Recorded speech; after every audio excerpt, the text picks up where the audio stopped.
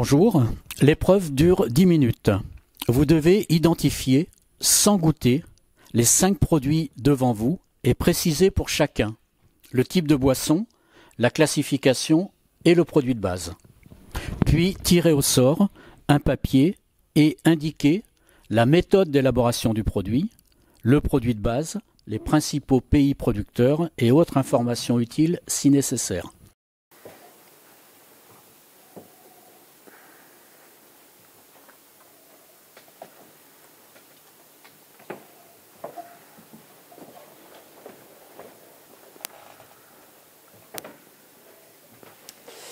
Verre numéro 1.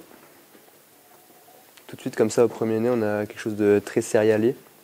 Je pense tout de suite à une bière de type blanche. Vraiment ce nez sur la céréale. Et ce côté légèrement floral qui me fait pour ça penser à une blanche. Verre numéro 2. Ici, on a de légères notes de sucrosité.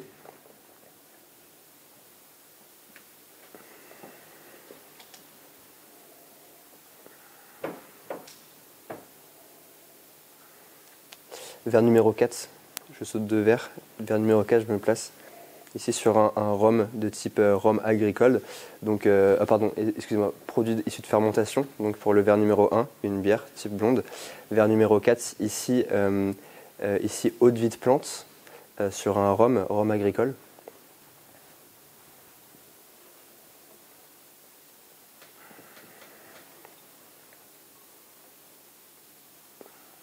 Verre numéro 3, ici sur une eau de vie de grain, sur un whisky, avec peut-être une majorité de seigle, pourquoi pas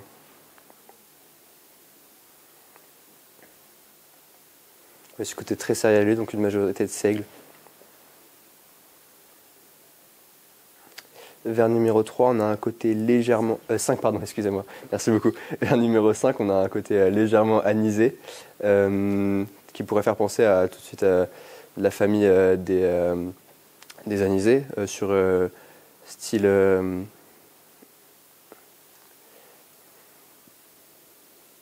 le style des pastis, mais on a quelque chose de très végétal aussi, comme le fenouil. Je partirais donc sur un anisé avec ici une majorité peut-être de fenouil.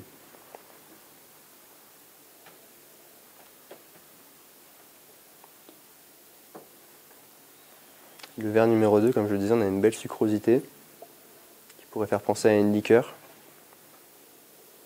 Je me place ici sur une liqueur d'agrumes et liqueur d'orange.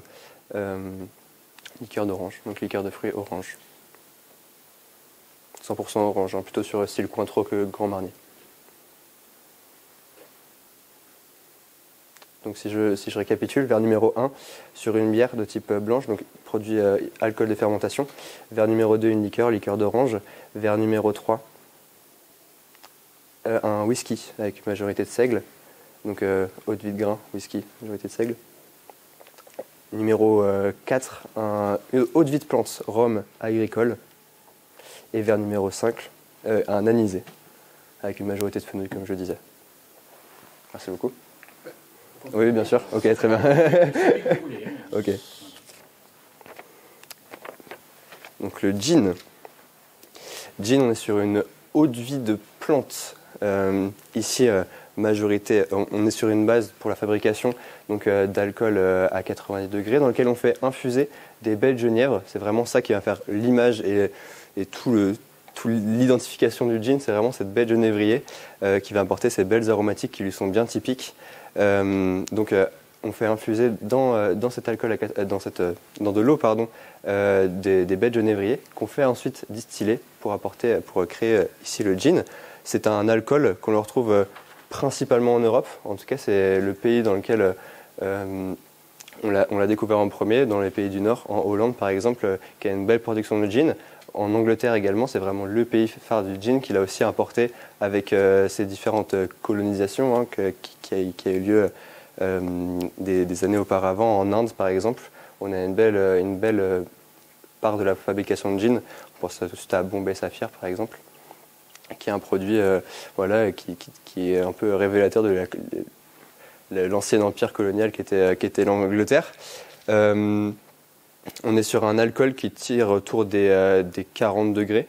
Un alcool blanc, bien sûr, un alcool qui n'est pas vieilli en fût. Donc un alcool blanc. C'est un alcool qui est vraiment en pleine expansion. Je pense que c'est qui est vraiment à la mode en ce moment. On retrouve dans de nombreuses compositions de cocktails.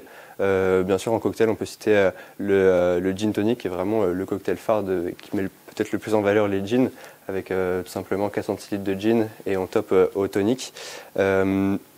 Qui est très consommé, mais on peut penser à des cocktails comme le gin fizz, on le retrouve dans plein d'autres compositions de gin. C'est un alcool qui est vraiment majeur, je pense, aujourd'hui dans les produits du bar. Ça fait partie des produits qui est le plus développé par les barman et sur lesquels on peut jouer avec différents arômes.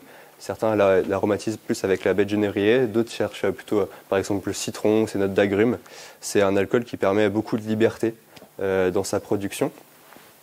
Bien sûr, il existe différentes familles de gin. On pense au Low and Dry Gin, des gins un petit peu plus secs. Je sais qu'il y a d'autres familles, mais elles m'échappent. Donc c'est quand même un alcool qui est bien encadré par ces méthodes de fabrication. Qu'aurais-je pu oublier de dire sur ce bel alcool?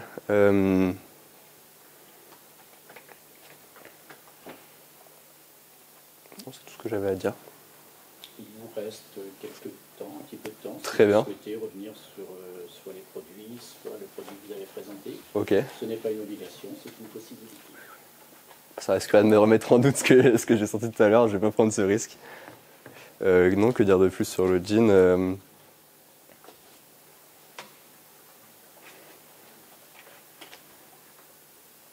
Comme les pays producteurs que je vous disais, vraiment c'est un alcool qu'on retrouve vraiment je pense qu'il fait vraiment le tour du monde en termes de production. Je pense à des jeans japonais, on trouve des jeans en Asie. Je pense à la marque Nikka qui font des très très jolis jeans, qui font aussi de la vodka et d'autres alcools. Donc c'est vraiment ce type d'alcool qui s'exporte vraiment beaucoup à l'international, qui a pour moi vraiment le vent en poupe. Et je pense que de nombreuses distilleries, même distilleries locales, je sais que des distilleries chez moi en Bretagne produisent également du gin. C'est un alcool qui a le vent en poupe et je pense qu'il a de belles années devant lui pour continuer à faire plaire aux amateurs et aux professionnels. Merci beaucoup. Merci bien, monsieur. Avec plaisir. Merci à vous.